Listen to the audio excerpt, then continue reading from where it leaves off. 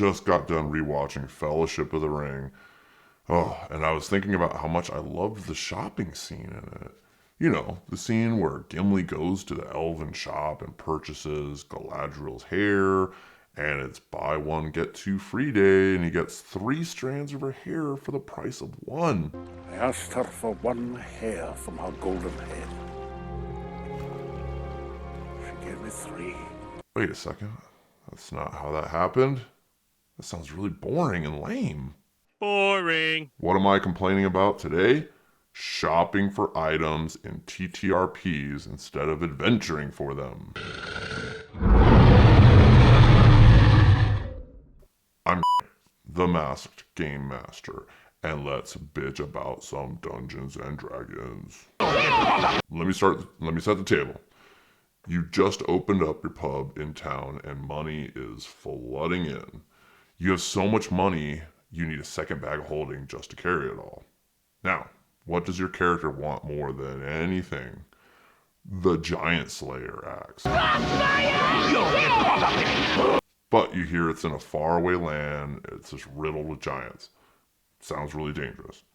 Ooh, but wait, you remember a store in town that sells magical items, and you have too much money to even carry. It's time for a shopping montage.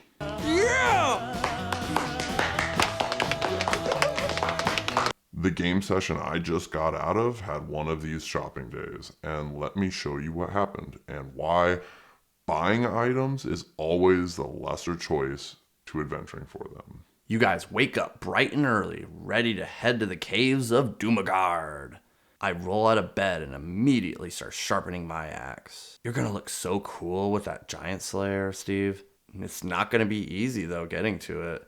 Remember what that old wizard told us about the caves and how they're just littered with stone giants? Ironic that we could really use a giant slayer to kill the giants that are holding the giant slayer. Oh wait, isn't there a magic shop in town? They might sell a giant slayer.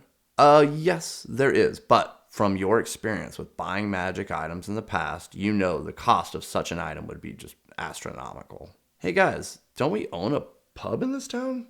Oh yeah, we bought that thing like a year ago. All right, yeah, well, let's go see how much money we made there. It's been a year. Okay, you head to your pub.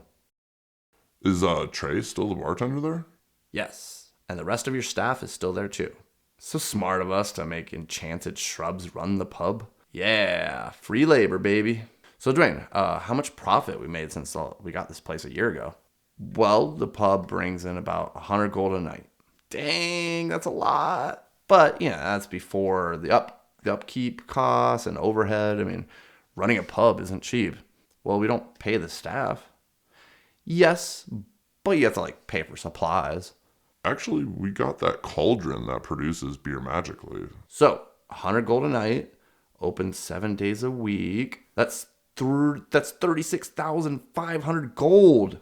Let's go shopping. Let's go shopping. We're gonna buy so many cool things. Shit.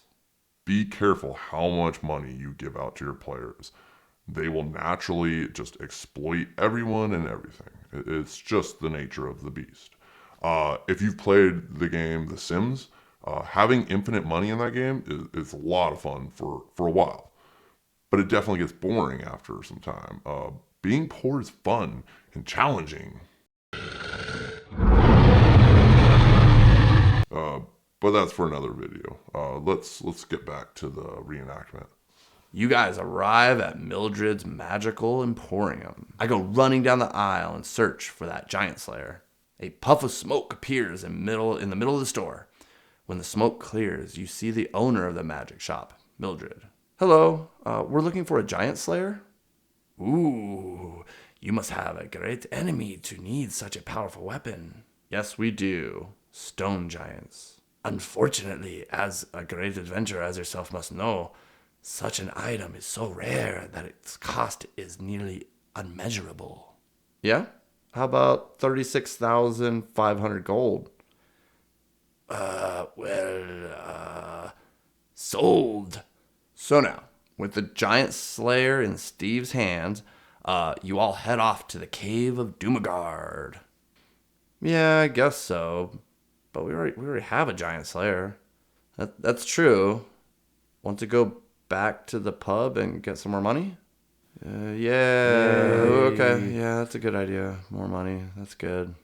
Magic items mean so much more when you earn them, when you face death to acquire them.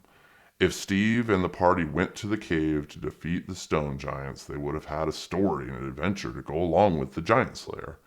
It would have just meant so much more to the party because of what sacrifices they made and everything they had to do to win it.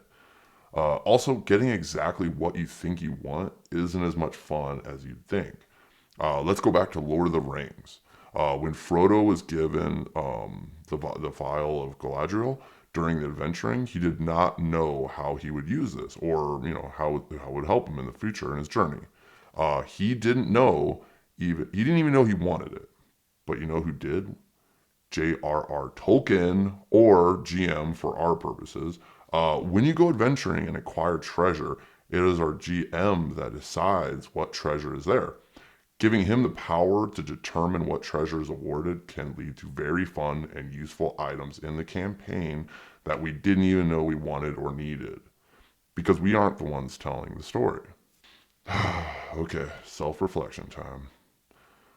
Going back to the shopping montage from Dumb and Dumber, it demonstrates that shopping can be fun.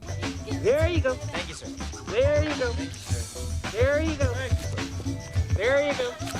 Especially when your GM invents fun NPCs and fun stores to shop at. I've even had combat encounters while shopping and had NPCs join the group after buying magic items from their store. There is fun everywhere in TTRPs, even in shopping. Just don't let shopping take the place of adventuring. At the end of the day, we are our adventurers, not cast members of Storage Wars. I'll go 800. That's the best I can do on it. All right, guys. Until next time, adventurers, remember, have fun and don't piss me off.